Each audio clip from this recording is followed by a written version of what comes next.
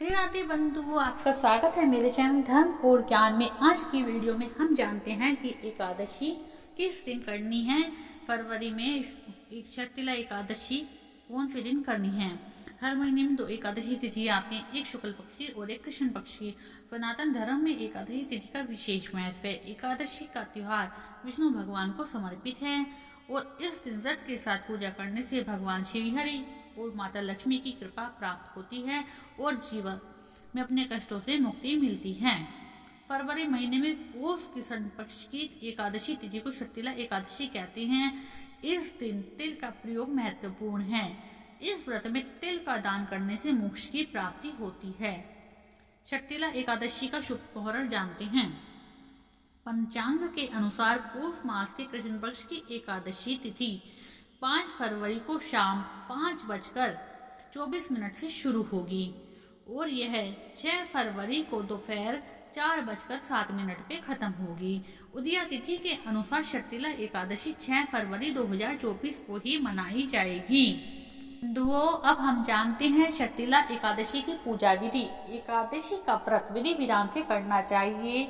इस व्रत करने वालों को लाभ मिलता है। यदि आप शर्तिला एकादशी को व्रत रखने जा रहे हैं तो एक दिन पहले रात को भोजन ना करें। एकादशी के दिन ब्रह्म मुहूर्त में उठकर घर की सफाई करें। स्नान करके देवी देवताओं का ध्यान करें। व्रत का संकल्प लें। भगवान विष्णु की विधि विधान से पूजा करें। देवताओं को पुष्प, जल, धूप, दीप, अक्षत अर्पित करें।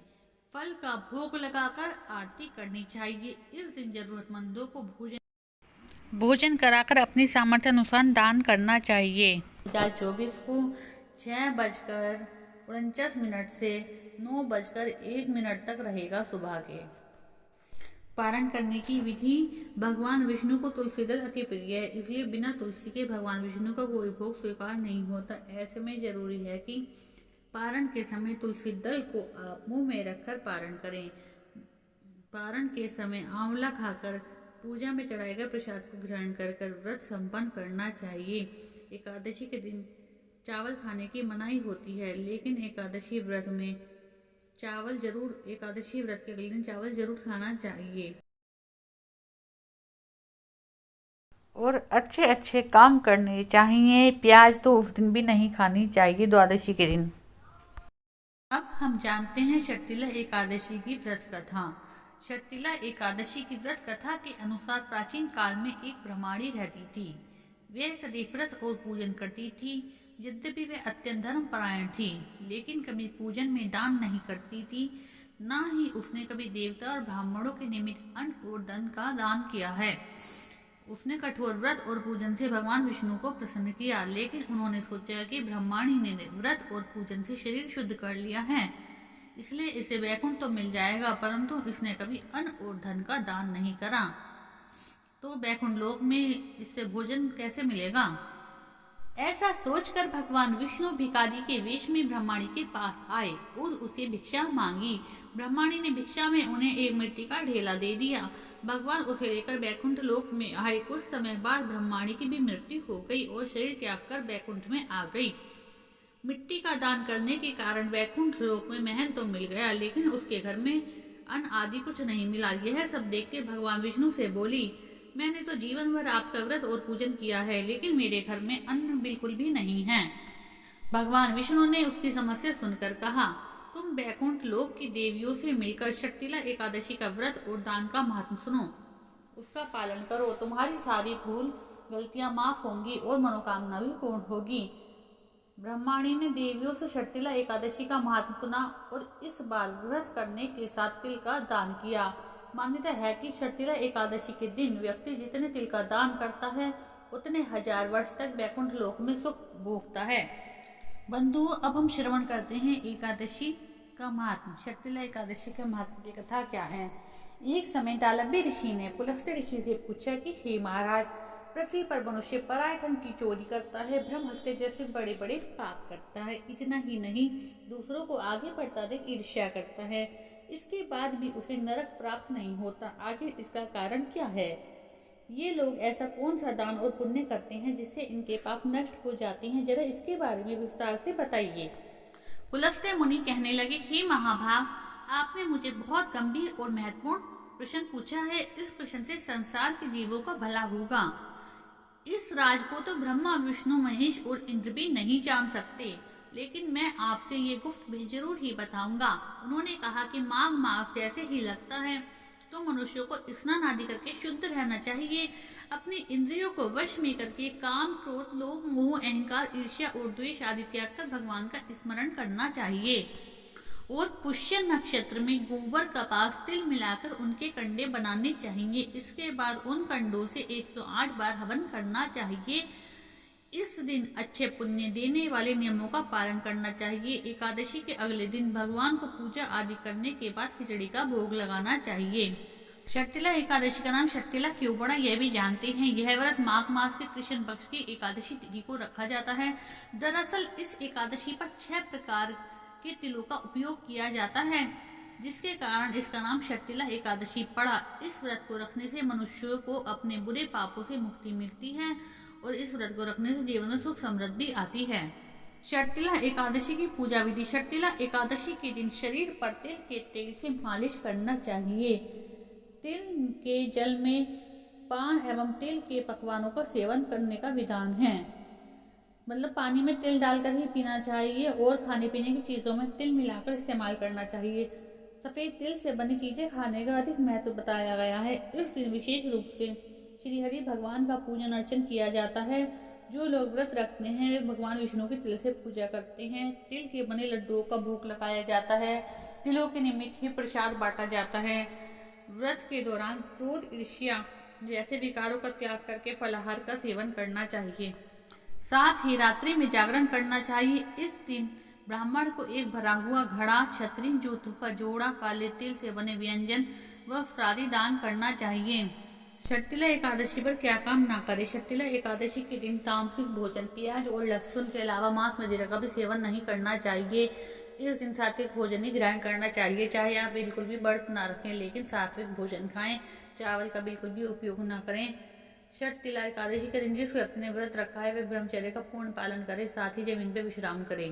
किसी से वाद विवाद नहीं करना चाहिए, किसी से झूठ नहीं बोलना चाहिए, बैंगन का भी सेवन नहीं करना चाहिए।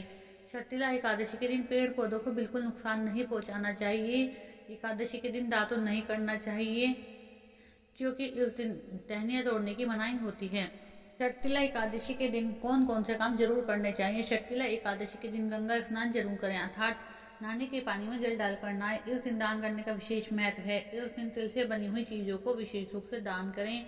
भगवान विष्णु को तिल का भोग लगाएं। पंचामृत में तिल मिलाकर स्नान कराएं। तिल वाले पानी से स्नान जरूर कराना चाहिए, खुद भी करना चाहिए। एकादशी की व्रत कथा सुनने के बाद हवन करके आहुति देनी चाहिए तिल की। एकादशी के दिन पितरों को तर्पण करना चाहिए। और एकादशी वाले दिन भगवान विष्णु के मंत्रों का 108 बार जाप करना या सुनना चाहिए। या तो आप इस मंत्र का जाप कर सकते हैं, ओम नमो भगवते वासुदेवाय, या इस मंत्र का जाप कर सकते हैं, ओम नमो विष्णुवे नमः, या आप इस मंत्र का जाप कर सकते हैं, हरे राम राम राम हरे हरे, हरे कृष्ण कृष्ण कृष्ण हरे हरे। एक चौथा मंत्र मैं आपको बता रही हूँ, आप इस मंत्र का भी जाप कर सकते हैं। इससे भी भगवान विष्णु और भगवान कृष्ण बहुत प्रसन्न होते हैं। श्री कृष्ण गोविंद हरे मुरारी हे नाथ नारायण वासुदेवा। ये चारों मंत्र आपको मेरे डिस्क्रिप्शन में मिल जाएंगे। फिर मंत्र जाप करने के बाद भगवान विष्णु की आरती भी जरूर करें। बंधु जानते शर्तिला एकादशी क्यों मनाई जाती है। भगवान विष्णु ने कहा, जब देवकन्या आपसे मिलने आए तो तब आप द्वार खोलना, और शर्तिला एकादशी का विधान बताया। ब्राह्मण स्त्री ने वैसा ही किया और शर्तिला एकादशी का व्रत रखा। इस व्रत के प्रभाव से उस ब्राह्मण स्त्री की कुटिया अन्न और धन से भर गई। इसलिए शर्तिला एकादशी के दिन अन्नदान करने का बहुत ही महत्व है। बंधु आप ये जान के हैरान होंगे कि ये कहा जाता है एकादशी के दिन चावल नहीं खाने, लेकिन चावल क्यों नहीं खाने, इसके लिए भी एक कथा है। ऐसा माना जाता है कि इस दिन चावल खाने वाले व्यक्ति का अगले जन्म में सरीसृप का रूप धारण करना पड़ता है। इसे भले ही सहज मान्यता माना जाए, लेकिन इस दिन चावल खाने के वाले के मुक्ति के दरवाजे भी बंद हो जाते हैं। इसलिए चावल ना खाने का विधान सदियों से चलता आ रहा है। एकादशी के दिन कौन कौन से फल खाने चाहिए। एकादशी के दिन ड्राई फ्रूट में जैसे सूखे मेवे खा सकते हैं, बादाम, पिस्ता आदि ग्रहण किए जा सकते हैं। एकादशी व्रत में फल, चीनी, कुट्टू, आलू, साबूदाना, शकरकंदी, जैतून, नारियल का तेल, दूध, बादाम, अदरक, काली मिर्च, सेंधा नमक आदि का सेवन किया जाता है। एकादशी के दिन क्या बिल्कुल नहीं खाया जाता? एकादशी तिथि पे चावल, जौ, बैंगन और सेमफली नहीं खानी चाहिए। एकादशी तिथि से एक दिन पहले क्या ना करें? एकादशी तिथि के दिन एक दिन पहले भूलकर भी चावल ना खाएं। और धार्मिक मान्यताओं के अनुसार एकादशी के एक दिन पहले दशमी के दिन चावल खाने वाला भी रेंगने वाले कीड़े के समान जन्म लेता है।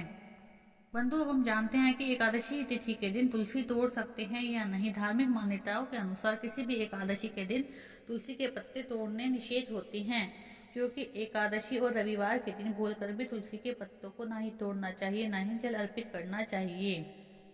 एकादशी के दिन में कभी भी सोना नहीं चाहिए। तो अब हम जानते हैं कि पारण क्यों किया जाता है। किसी भी व्रत या उपवास के दिन किया जाने वाला पहला भोजन पारण कहलाता है।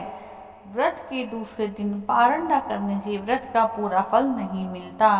जन्माष्टमी को छोड़कर सब व्रतों का पारण किया जाता है। देव पूजन करके ब्राह्मणों को भोजन खिला के तब पारण करना चाहिए। पारण के दिन कांसे के बर्तन में न खाना खाना चाहिए, न मांस, तामसिक पदार्थ खाना चाहिए।